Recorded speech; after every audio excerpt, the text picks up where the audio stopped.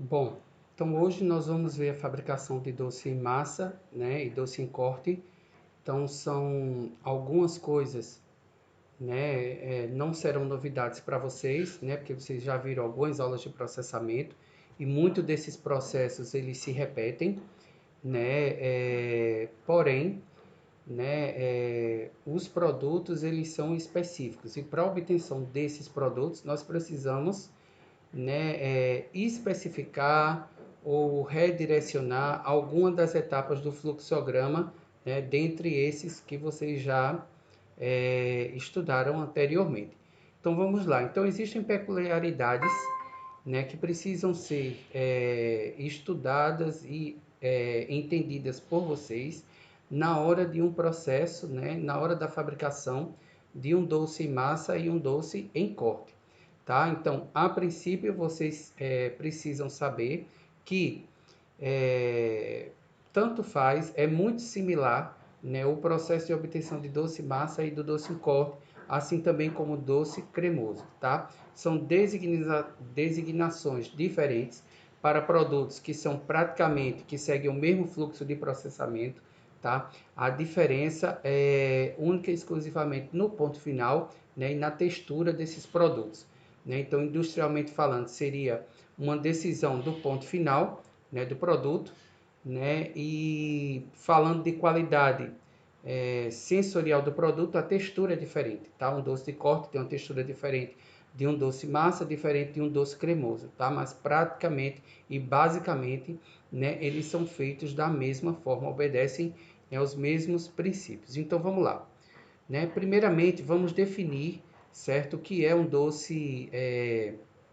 que produto é esse, né, que a gente vai estudar, tá? Então, doce em massa ou, né, doce em pasta, segundo uma resolução normativa número 9 de 1978 da CNNPA, tá? Que é a comissão que determinou é, vários produtos alimentícios, né, dentro da Anvisa. Essa comissão ela não existe mais hoje, então a Anvisa, né, essa comissão ela foi incorporada dentro da Anvisa e não existe mais essa comissão dentro dela. Ela foi criada especificamente para a definição desses produtos.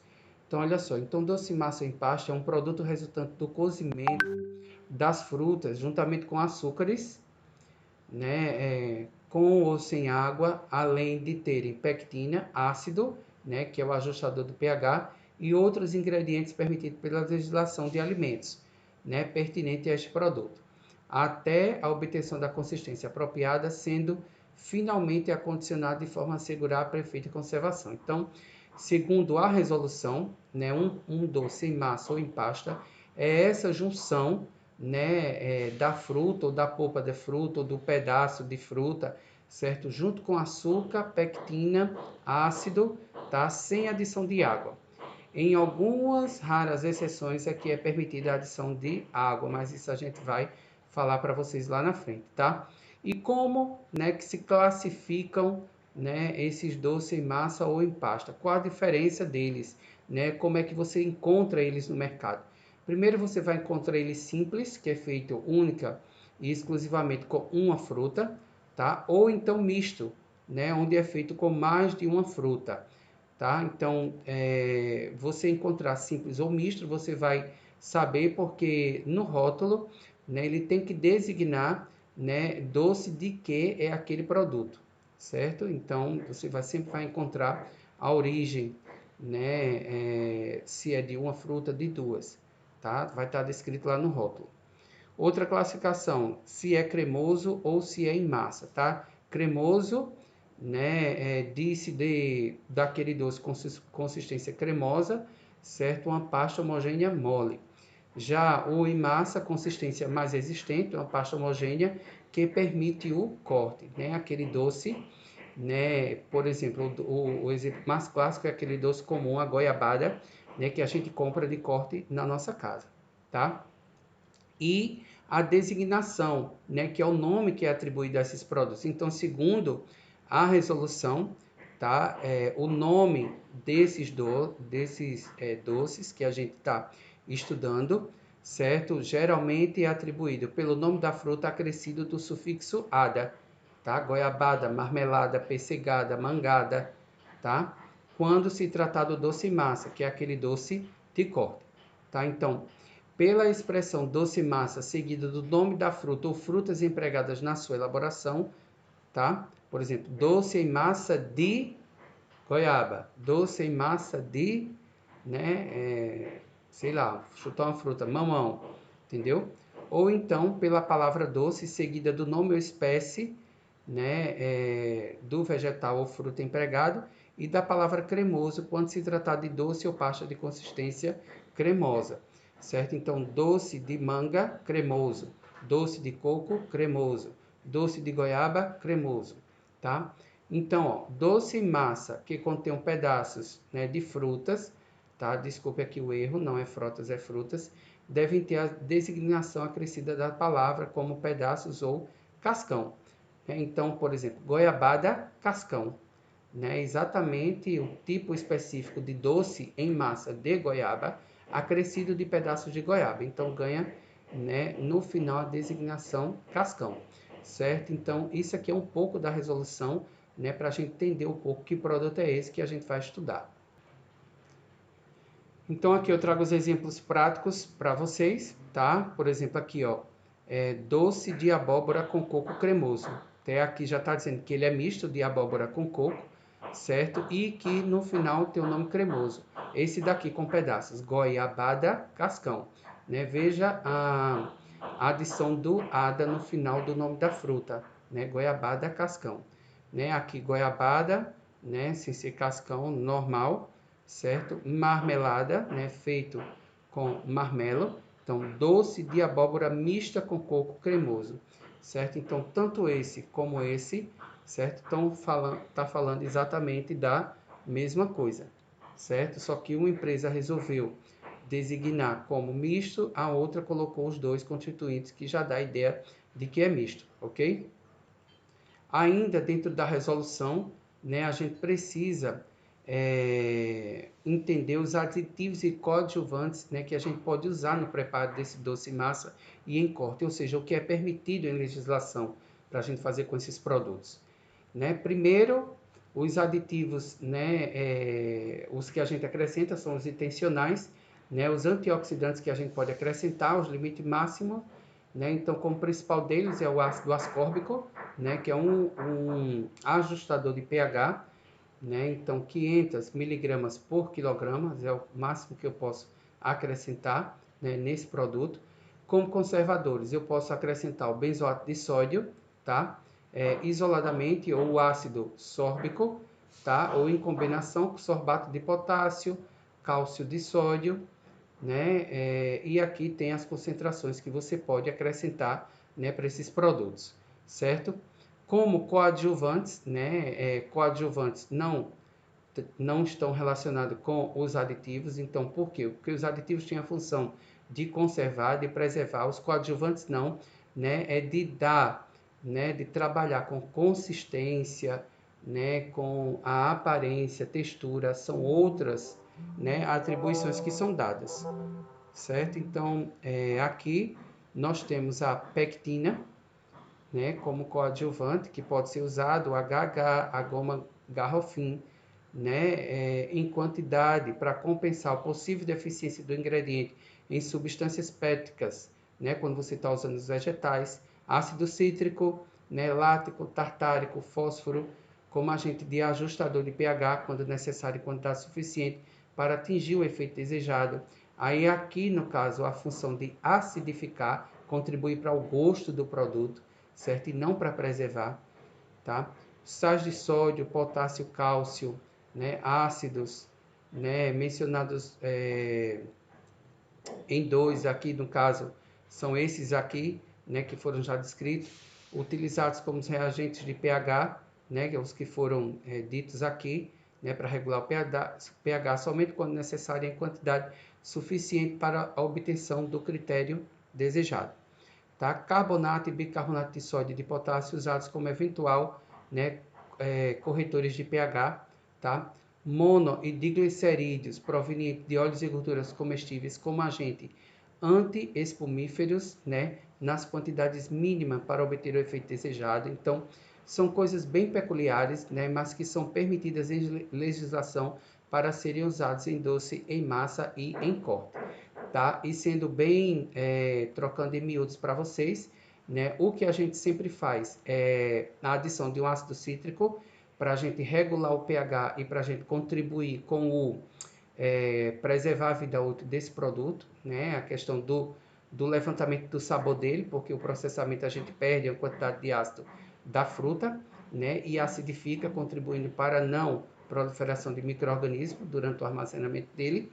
E a outra coisa que a gente sempre usa é benzoato de sódio ou sorbato de potássio cálcio, certo? Que são antimicrobicidas, eles conservam o produto, né, por um longo período, certo? Agora, claro, nós usamos na quantidade, né, permitida em legislação e às vezes até usamos muito menos, né, do que se é permitido, né, no intuito de preservar as características do produto, certo?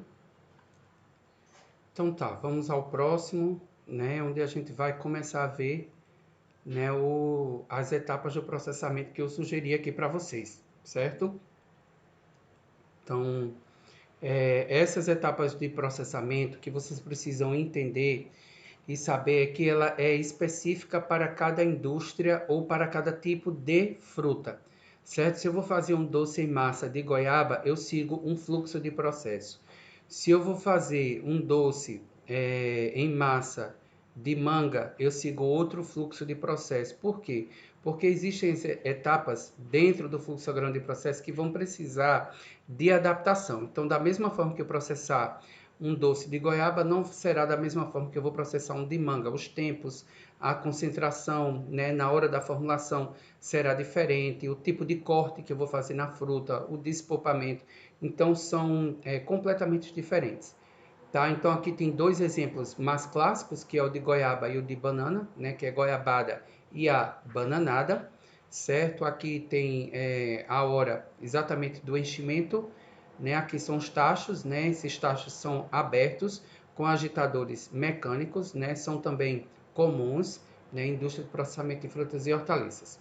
E as etapas do processo aqui que eu quero que eu abordar, né? Nessa aula é a seguinte, né? Iniciando com a recepção das frutas frescas, a lavagem e a seleção dessas frutas, o descascamento delas, né? O despolpamento, a adição de água quando necessário, na maioria das vezes não é feito, mas para algumas matérias-primas, se é necessário acrescentar, tá? Então vem a etapa da formulação, é onde você acrescenta os ingredientes, concentração, né, que é a cocção, determinação do ponto final da concentração, embalagem, resfriamento, embalagem final, armazenamento e expedição. Então a gente vai ver cada etapazinha dessa e as peculiaridades dela, né, de cada uma dentro do processo, ok?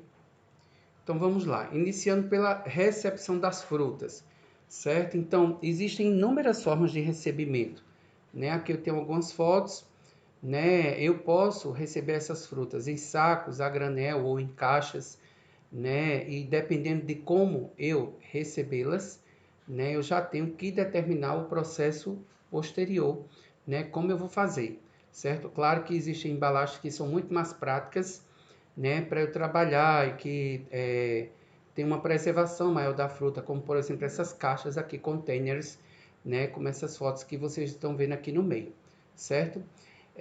Outro ponto importante na recepção da matéria-prima é o estado de conservação, né? Então, sempre são feitas anotações no recebimento dessa matéria-prima, né? E observações dos parâmetros de qualidade, certo? Dessa matéria-prima, se está em condições de você receber ou não para o processamento. Quem determina esses parâmetros de qualidade é a indústria, né? A qual você faz parte, né? Na verdade, você, né? Como processador, né? Como agente usado, né, na transformação dessa matéria-prima, você que tem condições de decidir se ela está em condições ou não adequada para o processamento. Aí tem as questões dos estádios de maturação, se está com contaminação microbiana ou não, enfim, todas essas questões devem ser observadas.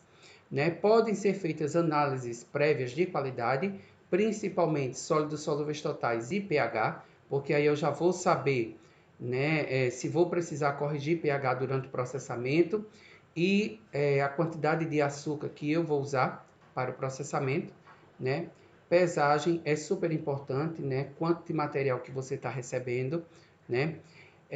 Às vezes você precisa armazenar, certo? De forma refrigerada antes do processamento, certo? Esse armazenamento é quando, por exemplo, o fruto vem diretamente do campo ou ele vem com quente, né? O calor de campo que a gente chama, né? Numa temperatura não adequada para a preservação e aí você precisa refrigerar para que esse calor seja roubado e as características dele sejam preservadas até o momento do processamento, certo? Isso geralmente acontece porque as indústrias elas não recebem e processam, então elas se programam para fazer esse processamento, tipo, recebem no dia anterior ao processamento, então esse fruto vai ficar armazenado, né, de forma refrigerada, respeitando, né, a temperatura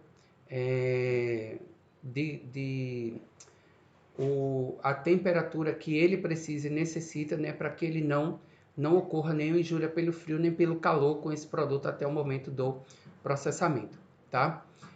Se o fruto é recebido no estado de maturação, né, que ainda não está pronto para o processamento, ou seja, um fruto de vez, uma banana de vez, né, que vai ser submetida a fazer uma bananada. Então, você tem que proporcionar a maturação desse produto, né? Então, você vai ter que armazenar numa câmara, né, numa climatização e numa umidade relativa controlada, né, para esse produto chegar, né, no estado de maturação adequado, maduro, né, com característica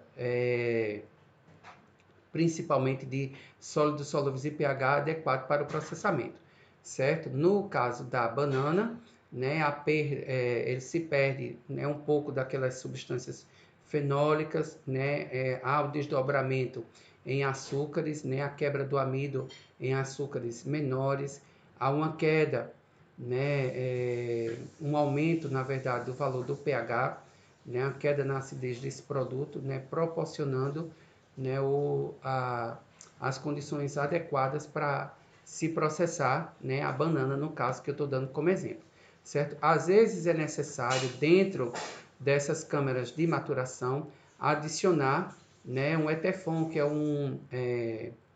um gás, né, análogo ao etilene que proporciona, né, o amadurecimento desses produtos. A gente sabe que o etileno é liberado quando as frutas estão em processo de amadurecimento e elas começam a amadurecer, né? O etileno ele é autocalítico, ele mesmo, né, produz por ele mesmo, ele vai, né, repetindo vários ciclos dentro da fruta até que ela fique completamente, né, madura e diminua o pico então de produção de etileno.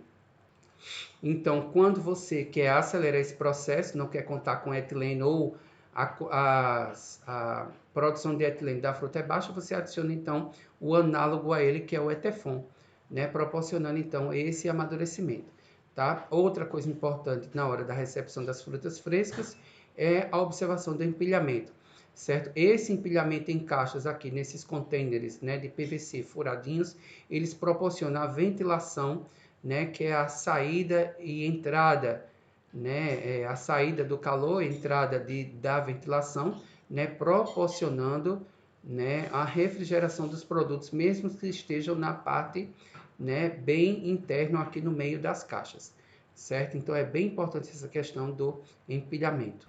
Então, ainda sobre essa etapa de recebimento, né, das frutas a serem processadas ou vegetais, né, depende do que você for processar. Então, ó, os frutos ligeiramente verdes têm maior teor de pectina que as frutas maduras. Então, às vezes, né, existem indústrias que querem contar com a pectina das frutas e a gente sabe que as frutas verdes ela tem uma quantidade de pectina bem maior. Então, eles fazem um mix, certo? Das frutas maduras, porque ela tem uma qualidade sensorial superior à verde, mas a verde tem pectina. Então, ela faz um mix dos dois, né, até chegar na quantidade que ele quer. Então, as frutas mais indicadas para o processamento de doce em massa são as que são ricas em pectina e ácido. E aqui eu coloquei uma tabela, né, trouxe essa tabela com a classificação, né, de algumas frutas tropicais segundo os teores de pectina e acidez. Né? Então, abacaxi é pobre em pectina, mas tem uma alta acidez. Então, o que é que você pode fazer, por exemplo, na hora de processar e fazer, né, um doce cremoso, por exemplo, de abacaxi? Você corrige com ácido, né? A legislação lhe permite usar ácido ascórbico, né? Então, você viu lá os tipos de ácido que ela pode adicionar. Então, veja o ácido que mais se adequa ao abacaxi. Aí você pode me perguntar, professor, e qual? Como que eu vou saber?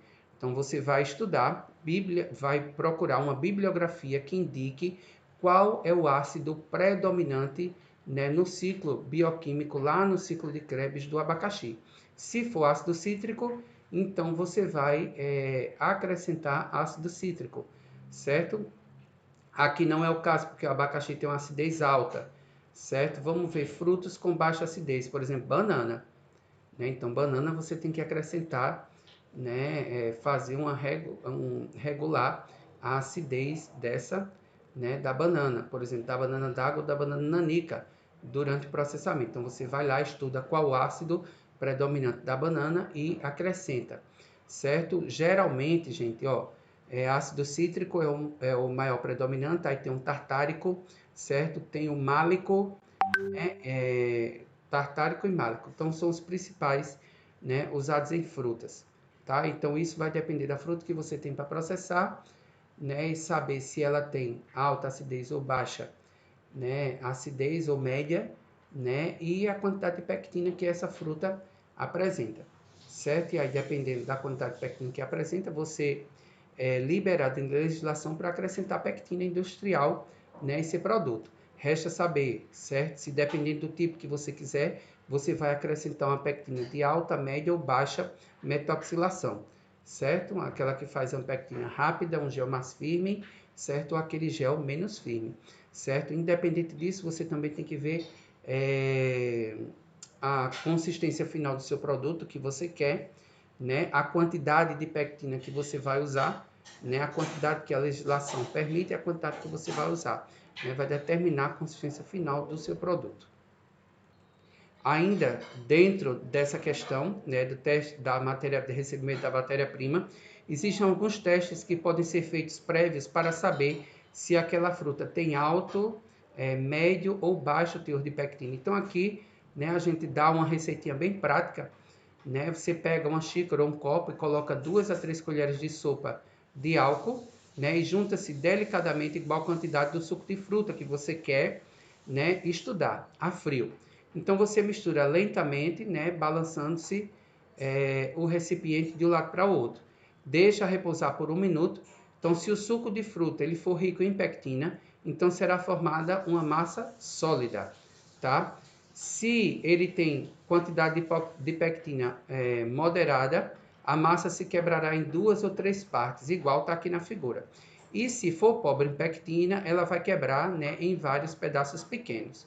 Então é bem fácil esse teste para fazer. Pega um copo, coloca 2 a 3 colheres de sopa de álcool, né, e você junta, né, o suco, igual a quantidade do suco de fruta que você quer testar. E aí você vê, né, se tem alto, médio ou baixo teor de pectina. Isso aí vai determinar para você a quantidade de pectina que você vai, né, utilizar no processamento, certo? Geralmente você usa até 1,5%, né, da massa que você tem no seu produto para acrescentar de pectina. Então, mas se é uma fruta que tem alto teor de pectina, então não precisa você usar 1,5%, né, do valor da sua batelada, da sua massa em pectina. Você diminui esse valor, certo? Então, isso é bem relativo.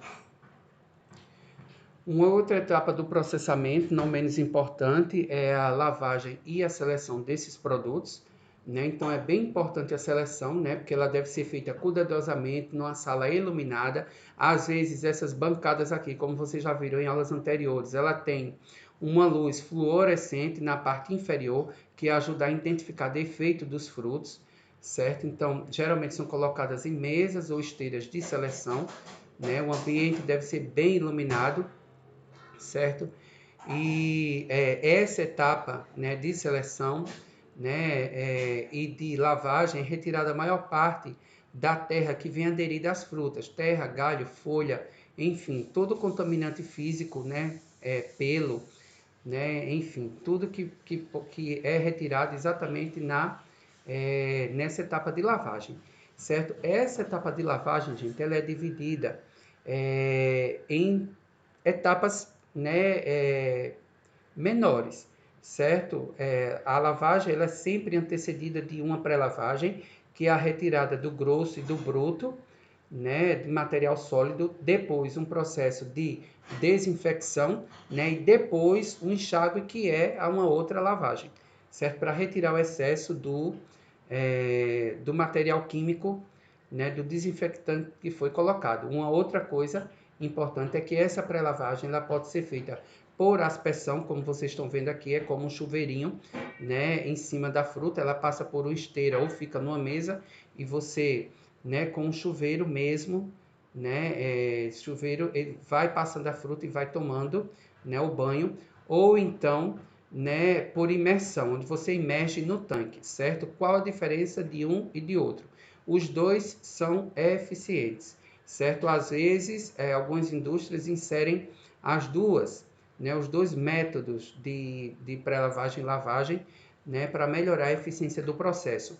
A diferença, né, o que fará a diferença, aumentar a eficiência da lavagem, é a agitação mecânica, certo? Tanto aqui como aqui, se, por exemplo, a esteira ela tiver uma vibração, já ajuda, já melhora, né, na eficiência dessa lavagem por aspersão. E aqui o tanque também, se tiver um agitador mecânico, né, mexendo, é lógico que numa velocidade pequena, né, isso já ajuda melhor, né, aumenta a eficiência da lavagem, né, nessa etapa do processo.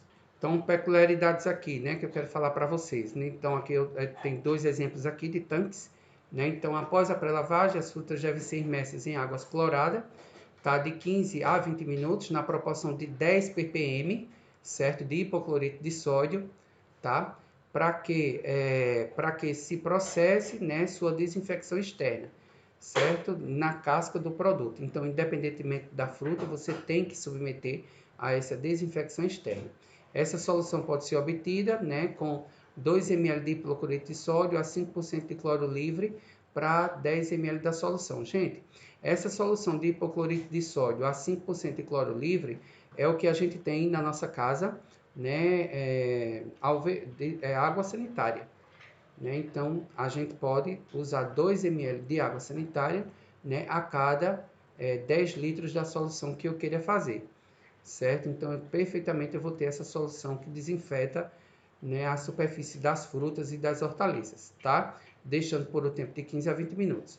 Então, a solução deve ser constantemente renovada, dependendo da quantidade de sujidades aderidas às frutas, isso porque o poder germinicida dessa solução ela vai diminuindo com o aumento da sujidade que existe, né, nas frutas ou nas hortaliças, certo? Então, vai se perdendo a eficiência. Então, essa solução precisa ser renovada. Quem vai determinar, né, de quanto em quanto vai precisar ser renovada é exatamente a quantidade de matéria-prima que você tem que processar, né? Você vai entender pela cor da água, por exemplo, né? Então, a etapa de lavagem pode ser realizada por imersão, agitação em água ou aspersão.